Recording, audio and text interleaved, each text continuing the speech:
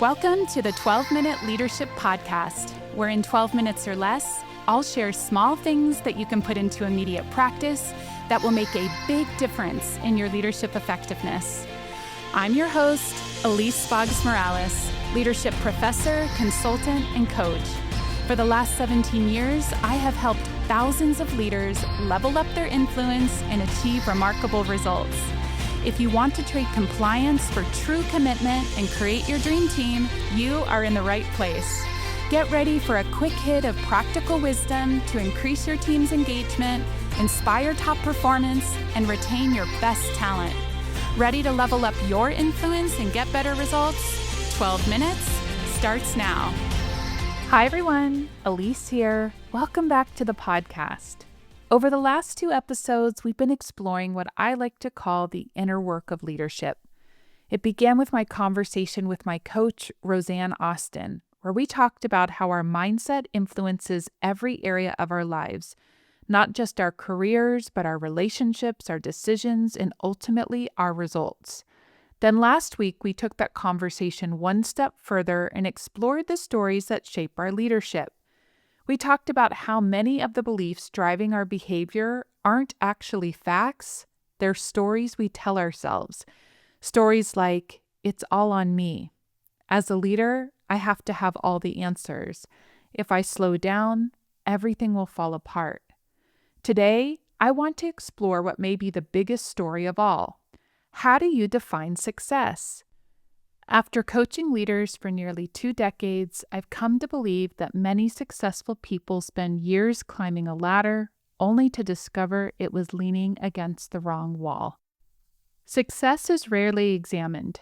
Very few of us ever stop and ask, who taught me what success looks like? Maybe it was your parents, your profession, the culture you grew up in, media, or perhaps the leaders who came before you. Without realizing it, we often inherit a definition of success instead of intentionally choosing one. If we don't take the time to question it, we spend years chasing the things that don't actually matter or truly fulfill us. There is often a hidden deception about success. Success isn't bad, achievement isn't bad, promotions aren't bad, building a thriving business isn't bad, financial success isn't bad. The danger comes when we confuse achievement with fulfillment, when we assume that if we just accomplish one more thing, earn one more promotion, grow the business a little more, land that big client, or finally achieve that next milestone, then we'll finally feel successful.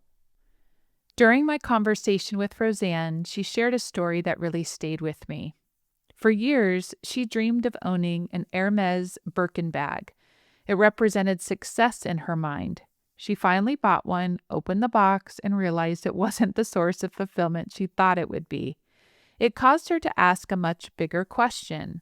Who defined success for me in the first place? I think that's a question every leader should wrestle with. One of the questions I often ask executive leaders is, what does success look like for you? Almost always, the first answers involve metrics. Revenue, growth, market share, promotions, awards, titles, those things certainly matter. And eventually I ask another question. Who do you want to become while achieving those things? Leadership isn't only measured by what you accomplish, it's also measured by who you're becoming in the process. Also, sometimes success has a hidden cost that requires more than we intended to pay. I've coached leaders who achieved incredible professional success while neglecting their health, their marriage, their friendships, their peace. From the outside, everyone admired them. On the inside, they were exhausted. One of the greatest dangers in leadership is receiving applause for something that's quietly costing you too much. That brings me to something I've been noticing more and more. I'll often hear emerging leaders say something like this. If leadership means constant stress, endless meetings, sacrificing my family, and being available 24/7, I'm not sure I want that promotion. I think we should pay attention to that, not because this generation lacks ambition, but because they're asking us an important question. Is there another way to lead? I believe there is. I believe leadership and sacrifice will always go hand in hand. Leadership requires difficult decisions, responsibility, accountability, and seasons of intense effort. But I don't believe leadership has to require chronic exhaustion. I don't believe it has to come at the expense of your health, your family, your relationships, or your sense of purpose. In fact, I believe one of the greatest responsibilities of today's leaders is to model a version of success that others actually want to emulate. Whether we realize it or not, people are watching us. They're not just listening to what we say, they're observing how we live. They're asking themselves, if I become a leader like them, is that the life I want? That's an important question. Leadership isn't just about producing results, it's about creating a model worth following. Over the last couple years, my definition of success has definitely evolved and changed. Earlier in my career, success looked a lot like achievement. More clients, more revenue, more opportunities. And while I still care deeply about excellence and making an impact, today my definition is much broader.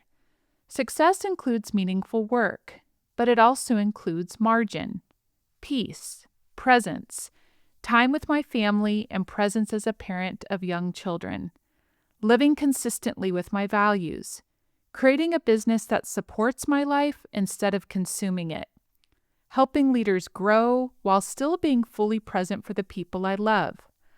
I don't just want to reach the finish line, I want to enjoy the race. Here are 3 questions to reflect on this week. First, who defines success for you? And where did your current definition come from? Second, is it producing the life you actually want or simply the life you've been taught to pursue? And third, if no one was watching, no titles, no awards, no promotions, no social media, what would success look like? These could be challenging questions, but they're important ones because clarity changes your decisions.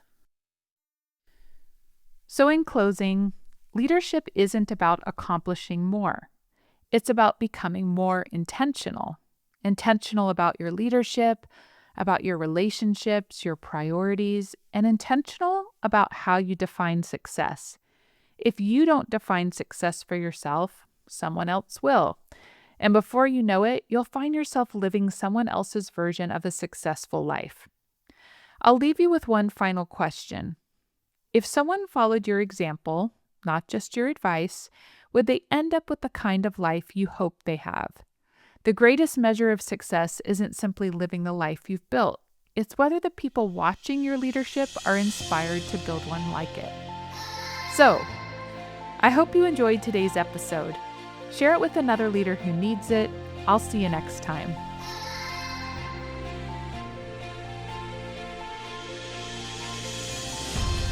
Like what you heard on today's episode and want to go deeper? Subscribe to this podcast so you never miss an episode. You can also pick up my book, Lead Anyone, on Amazon. Then, go to my website to check out ways that we can support your leadership goals. From executive retreats to customized training and coaching, my team of experts will help you level up your leadership and accelerate your results. Go to www.eliseboggs.com for more info.